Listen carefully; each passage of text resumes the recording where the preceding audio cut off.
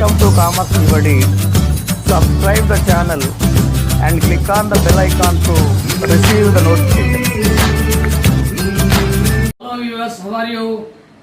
This is Dr. D.C. Chapparao. Welcome to my YouTube channel Commerce Everybody. విద్యార్థులారా, ఈరోజు business లాలో మీకున్న పార్టీల యొక్క అర్హత అనే అంశంతో మీతో నేను మాట్లాడబోతున్నాను. పార్టీల యొక్క అర్హత, capacity of parties to enter in a contract. అంటే కాంట్రాక్ట్లో చేరడానికి లేదా ఒప్పందాన్ని ఏర్పాటు చేసుకోవడానికి కాంట్రాక్ట్ పార్టీలకు ఉండవలసిన అర్హత అనే విషయం మీద నేను ఈ క్లాస్లో మీకు వివరించబోతున్న విద్యార్థులారా, ముందుగా పార్టీల యొక్క అర్హతని భారత కాంట్రాక్ట్ చట్టం సెక్షన్ 10లో పేర్కొనడం జరిగింది. సెక్షన్ 10 ప్రకారము అర్హత కలిగిన పార్టీలు మాత్రమే, భారత కాంట్రాక్ట్ చట్టంలో సెక్షన్ 10 ప్రకారము అర్హత కలిగిన పార్టీలు మాత్రమే ఒప్పందాన్ని ఏర్పాటు చేసుకున్నప్పుడు అది సక్రమమైన కాంట్రాక్టుగా మారుతుంది అన్నారు. సో ఏ పార్టీలకైతే అర్హత ఉందో వారిచే ఏర్పాటు చేసుకున్న ఒప్పందమే సక్రమమైన కాంట్రాక్ట్ గా మారడానికి అవకాశం ఉందని ఈ సెక్షన్ 10లో పేర్కొనడం జరిగింది విద్యార్థులారా. మరి అంతటి ప్రాధాన్యత కాంట్రాక్ట్ పార్టీలకు అర్హతకు ఉంది. పార్టీలకు అర్హత లేకుంటే ఆ యొక్క ఒప్పందమే సక్రమమైన ఒప్పందం కాదు. ఎప్పుడైతే ఒప్పందం సక్రమం కాదో ఆటోమేటిక్ గా కాంట్రాక్ట్ కూడా అది సక్రమమైన కాంట్రాక్ట్ గా పేర్కొనడానికి వీలు లేదనమాట. సో అర్హత కలిగిన పార్టీలు మాత్రమే ఒప్పందంలో పార్టీలుగా ఉండాలి. అప్పుడే ఆ కాంట్రాక్ట్ ని సక్రమమైన కాంట్రాక్ట్ గా మనం చెప్పుకుంటాం విద్యార్థులారా. మరి భారత కాంట్రాక్ట్ సెక్షన్ 11లో ఒప్పందంలో ఉండడానికి ఎవరెవరు అర్హులో చెప్పడం జరిగింది విద్యార్థులారా. అంటే ఎవరితో ఒప్పందం ఏర్పాటు చేసుకుంటే ఆ ఒప్పందం కాంట్రాక్ట్ గా మారుతుందో సెక్షన్ 11లో మనకు చెప్పడం జరిగింది. ఈ సెక్షన్ 11 ప్రకారము 3 రకాల కేటగిరీలు ఉన్నారు విద్యార్థులారా. సరైన పార్టీలు వారు ఎవరంటే, ఒకటి మెజారిటీ వయసు కలిగిన వారు, మెజారిటీ వయసు కలిగిన వారు. 2 సరైన ఆలోచన శక్తి ఉన్నవారు, సరైన ఆలోచన శక్తి ఉన్నవారు. 3 న్యాయశాస్త్రంచే అర్హులుగా ప్రకటింపబడిన వ్యక్తులు. న్యాయస్థానాల చేత ఎవరైతే అనర్హులుగా ప్రకటించబడరో వారిని ఏర్పాటు చేసుకోవడానికి అర్హులుగా లేదా అర్హత కలిగిన వారిగా ఈ సెక్షన్ 11 మనం చెప్తే విద్యార్థులారా. వీరు కాకుండా మిగతా వారు కాంట్రాక్ట్ ఏర్పాటు చేసుకోవడానికి అనర్హులు. సరే, మనం అనర్హులు దొరికిన తర్వాత వెళ్దాం. ముందు అర్హులు ఎవరో చూద్దాం. మెజారిటీ వయసు కలిగిన వారు. ఇక్కడ భారత మెజారిటీ చట్టం 1875 ప్రకారము ఎవరికైతే 18 సంవత్సరాలు లేదా అంతకంటే ఎక్కువ వయసు ఉంటుందో వారు మెజారిటీ వయసు కలిగిన విద్యార్థులు అయిన వ్యక్తులు విద్యార్థులు. మెజారిటీ వయస్సు కలిగి ఉండాలంటే మన దేశంలో అమలవుతున్న చట్ట ప్రకారము 18 లేదా అంతకంటే ఎక్కువ సంవత్సరాలు ఉండాలి. అదేవిధంగా భారత గార్డియన్ అండ్ వార్డ్ చట్టం 1890 ప్రకారము ఎవరికైతే న్యాయస్థానం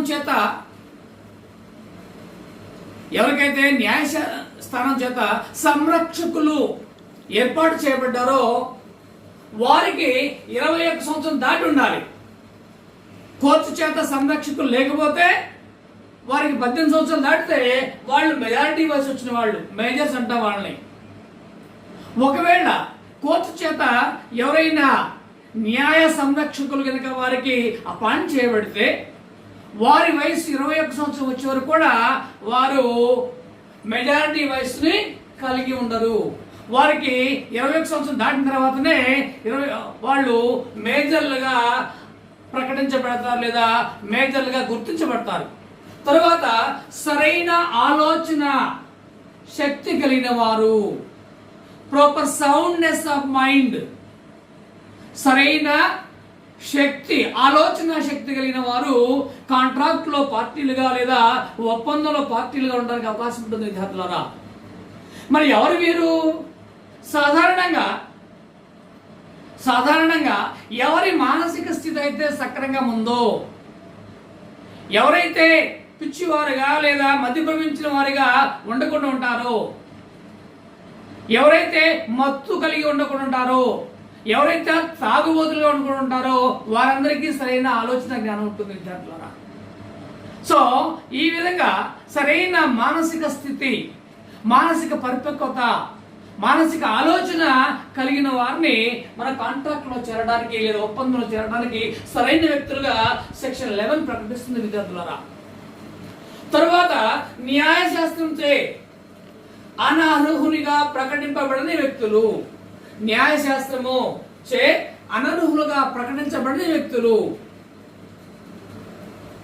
వీరు కూడా ఒప్పందంలో చేరడానికి సరైన వ్యక్తులుగా మనం చెప్పుకుంటాం.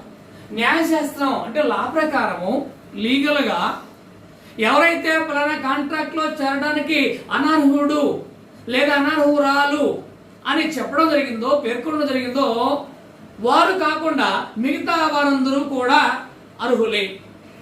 ఉదాహరణకి XYZ ఈ ముగ్గురు పార్టీలుగా కాంట్రాక్ట్లు ఏ కాంట్రాక్ట్ లో చేరకూడదు అని న్యాయశాస్త్రం చెప్పింది అనుకోండి, ఆ XYZ కాకుండా మిగతా వ్యక్తులందరూ కూడా కాంట్రాక్ట్ లో చేరడానికి లేదా ఒప్పందంలో చేరడానికి వారు అర్హులైన వ్యక్తులు లేదా అర్హత కలిగిన పార్టీలుగా మనం భావించాలి సిద్ధార్థులారా. ఈ మూడు సందర్భాలు, ఈ మూడు రకాల కేటగిరీలు సక్రమమైన వ్యక్తులు లేదా సరైన అర్హత కలిగిన వ్యక్తులు కాంట్రాక్ట్ లో చేరడానికి. మరి అదేవిధంగా ఇదే కాంట్రాక్ట్ చట్టంలో ఎవరు అనర్హులో చెప్పారు అంటే వీరికి వీరు వ్యతిరేకం అన్నమాట. ఈ అర్హతలు లేకపోతే వీళ్ళు అర్హులు, ఈ క్వాలిటీస్ ఇంకా వీళ్ళు లేకపోతే వారప్పుడు ఈ కాంట్రాక్ట్ ఏర్పాటు చేసుకోవడానికి లేదా ఒప్పందం ఏర్పాటు చేసే అర్హులు. సో కాంట్రాక్ట్ లో చేరడానికి వీరందరూ అనర్హులు అనమాట. వీరినేమో మన కాంట్రాక్ట్ లో చేరే వ్యక్తులుగా మనం చెప్పుకోవచ్చు, వీరినేమో కాంట్రాక్ట్ లో చేరడానికి అవకాశం లేని వారుగా చెప్పుకోవచ్చు. వీరు అనర్హులు, వీరు అర్హులు. ఎప్పటికీ మనం అర్హులు ఎవరో చూసామో ఇప్పుడు అనర్హుల గురించి మాట్లాడదాం. ఒకటి మైనర్, అనర్హుల జాబితాలో వచ్చే వారిలో ఒకరు మైనర్. ఎవరి మైనరు? మెజారిటీ చట్టము 1875 ప్రకారము ఎవరికైతే 18 సంవత్సరాల వయసు లోపు ఉంటుందో వారిని మైనర్లు అంటాం. Minor is a person who is not attained the age of 18 years. Is minor. So he is not qualified person to enter into a contract and agreement as per Majority Act 1875 విద్యార్థులారా. తర్వాత Guardian and wards చట్టము 1890 ప్రకారము 21 సంవత్సరం వయస్సు వచ్చే వరకు కూడా వారు మైనర్లే. అంటే ఎవరికైతే కోర్టు ద్వారా సంరక్షకులు నియమించబడినారో వారి వయసు 21 సంవత్సరం వచ్చే వరకు కూడా వారు ఏ కాంట్రాక్ట్ లో లేదా ఏ ఒప్పందంలో పార్టీలుగా ఉండడానికి అవకాశం లేదు. వీరు మైనర్లు అంటాం. తర్వాత మతి భ్రమణం పొందినవారు mentally incapacity persons. They don't have a right or a position to enter into a contract because of their mental condition or mental illness. ఎవరు వారు? త్రాగుబోతులు, డ్రంకర్డ్స్. ఎప్పుడైతే వారు ఆ ద్రవాలని, ఆ యొక్క మత్తుని, ఆ పానీయాలని సేకరించుంటారో వారి బాడీ మొత్తం కూడా మత్తెక్కుంటుంది. తద్వారా వారు ఏం మాట్లాడతారో, ఏమి ఆలోచిస్తారో, ఎలా ప్రవర్తిస్తారో తెలియదు. అలాంటి సందర్భంలో వారిని మనం ఏ కాంట్రాక్ట్ లో లేదా ఏ యొక్క ఒప్పందంలో పార్టీలుగా మనం చేర్చుకోకూడదు. తర్వాత పిచ్చివారు, వారికి మత్తులో కారణంగా లేదా వారిలో ఉన్న ఇతర మానసిక చాపల్యం ఆధారంగా వారు ఏ విధంగా ప్రవర్తిస్తారో మాట్లాడతారో తెలియదు కాబట్టి వారు కూడా కాంట్రాక్ట్ లో చేరడానికి అర్హులు కారు. ఆ తర్వాత మత్తులో ఉండేవారు కొంతమంది కొన్ని రకాల మెడిసిన్స్ వాడడం వల్ల లేదా మత్తు పదార్థాలు తీసుకోవడం వల్ల వాళ్ళ ఆరోగ్యానికి మత్తు పదార్థం అవసరం. కాబట్టి ఆ మత్తు పదార్థం తీసుకున్నప్పుడు ఆయన లేదా ఆమె కాంట్రాక్ట్ లో పార్టీగా రావడానికి అనర్హులు విద్యార్థులారా. వీరు మద్య ప్రమాణం కారణంగా వీళ్ళు అర్హత సాధించుంటారు, పొందింటారు.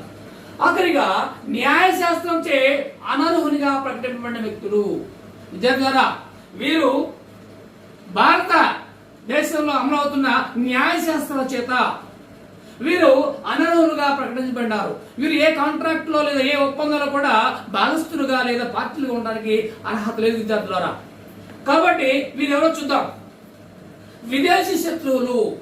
విదేశీ శత్రువులు అంటే ఏ దేశంతో మన దేశము యుద్ధం ప్రకటించబడిందో, ఏ దేశానికి మన దేశానికి సరైన సంబంధాలు లేవో ఆ దేశస్తుల్ని మనం విదేశీ శత్రువులుగా భావిస్తాం.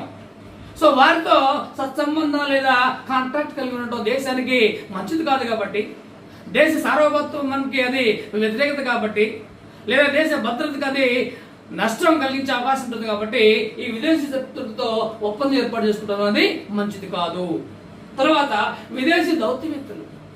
ఎవరైతే భారతదేశ వెలుపల పుట్టి పెరిగి ఆయా దేశాల తరపున మన దేశంలో విదేశీ దౌత్యవేత్తలుగా పనిచేస్తున్నారో వారు కూడా మన దేశస్తులతో ఎలాంటి ఒప్పందం ఏర్పాటు చేసుకోవడానికి వారికి అర్హత లేదు. ఆ తర్వాత దివాళాదారు, ఇన్సాల్వెంట్. ఎవరైతే వారి వారి అప్పుల్ని స్వతహాగా తీర్చుకోలేక కోర్టుకు వెళ్ళి కోర్టు చేత వారు దివాళాకోరుగా ప్రకటించబడి ఉంటారో, ఇంకా వారి అప్పులు ఇంకా తీర్చబడకుండా ఉంటాయో వారిని మనం ఏ కాంట్రాక్ట్ లో కూడా పార్టీలుగా చేర్చుకోకూడదు విద్యార్థులారా. తర్వాత ఖైదీలు, కన్విక్ట్స్. ఎవరి మీద అయితే నేరారోపణ జరిగి వారు చేసిన నేరాలకు గాను శిక్ష అనుభవిస్తున్నారో ఆ కాలంలో వారిని కూడా మన కాంట్రాక్ట్ లో పార్టీలుగా చేర్చుకోకూడదు విద్యార్థులారా. తర్వాత వివాహిత స్త్రీలు, మ్యారీడ్ ఉమెన్.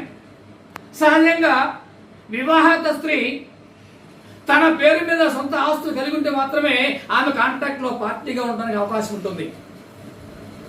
ఆమె పేరు మీద సొంత ఆస్తులు లేకపోతే ఏ కాంట్రాక్ట్ లో కూడా ఆమెని మనం పార్టీగా చేర్చుకోవడం అనేది మంచిది కాదు. తర్వాత సంస్థలు, corporations. Corporation is a kind of artificial person created by the law. It has recognition in the eye of law only. Corporation అనేది చట్టం చేత లేదా ఒక శాస్త్రం చేత సృష్టించబడిన కల్పిత వ్యక్తి. అది చట్టం దృష్టిలో మాత్రమే అది వ్యక్తిత్వం కలిగి ఉంటుంటుంది. కాబట్టి నేరుగా కంపెనీ పేరుతో, కార్పొరేషన్ పేరుతో ఏ కాంట్రాక్ట్ ఏర్పాటు చేసుకోకూడదు. ఆ కంపెనీ తరఫున ఆ యొక్క కంపెనీ ప్రతినిధి కాంట్రాక్ట్ మీద ఒప్పందం మీద సంతకం పెట్టాలి. అప్పుడే అది సరైన ఒప్పందము లేదా కాంట్రాక్ట్ అవడానికి అవకాశం ఉంటుంది. ఆఖరిగా వృత్తి వ్యక్తులు, ప్రొఫెషనల్ పర్సన్స్. డాక్టర్లు మరియు న్యాయవాదులు ఈ యొక్క రకంలోకి వస్తారు, ఈ కేటగిరీకి వస్తారు. సో వీరు కూడా నేరుగా కాంట్రాక్ట్ చేసుకోవడానికి లేదా ఒప్పందం ఏర్పాటు చేసుకోవడానికి అవకాశం లేదు. కానీ భారతదేశంలో భారత బార్ అసోసియేషన్ యాక్ట్ ప్రకారము న్యాయవాదులు నేరుగా కాంట్రాక్ట్ చేసుకోవడానికి లేదా ఒప్పందం ఏర్పాటు చేసుకోవడానికి అర్హత ఉన్నట్టుగా ఈ భారత బార్ కౌన్సిల్ చట్టము పేర్కొనడం జరుగుతుంది. వీరికి ఎలాంటి అనర్హత లేదు. వీరు మామూలు వ్యక్తులాగానే భారతదేశంలో అయితే వారి పార్టీలో కాంట్రాక్ట్ లో పార్టీ ఉండొచ్చు. కానీ విదేశాల్లో మాత్రం డాక్టర్లతో పాటు వీరు కూడా కాంట్రాక్ట్ ఏర్పాటు చేసుకోవడానికి అనర్హత వ్యక్తులుగా మరి ప్రకటించబడింది విద్యార్థులారా. ఇవి ఒక వ్యక్తి లేదా ఒక సంస్థ లేదా వ్యక్తుల సమూహాలు కాంట్రాక్ట్లో లేదా ఒప్పందాల్లో పార్టీలుగా మారడానికి లేదా పార్టీలుగా ఉండడానికి ఉండవలసిన అర్హతలు మరియు అనర్హతలు. ఈ విషయాలు మీరు జాగ్రత్తగా స్టడీ చేయండి. మరొక వీడియోతో నేను మీ ముందుకు వస్తాను. అప్పటి వరకు మన కామర్స్ టీవీ ఛానల్లో ఉన్న వివిధ రకాలైన ఈ లెసన్స్ లేదా వీడియో లెక్చర్స్ చదువుతూ మీరు ముందుకు వెళ్ళాల్సిన మీకు మనవి చేస్తున్నాను. త్వరలోనే మరొక మంచి అంశంతో మీ ముందుకు వస్తాను.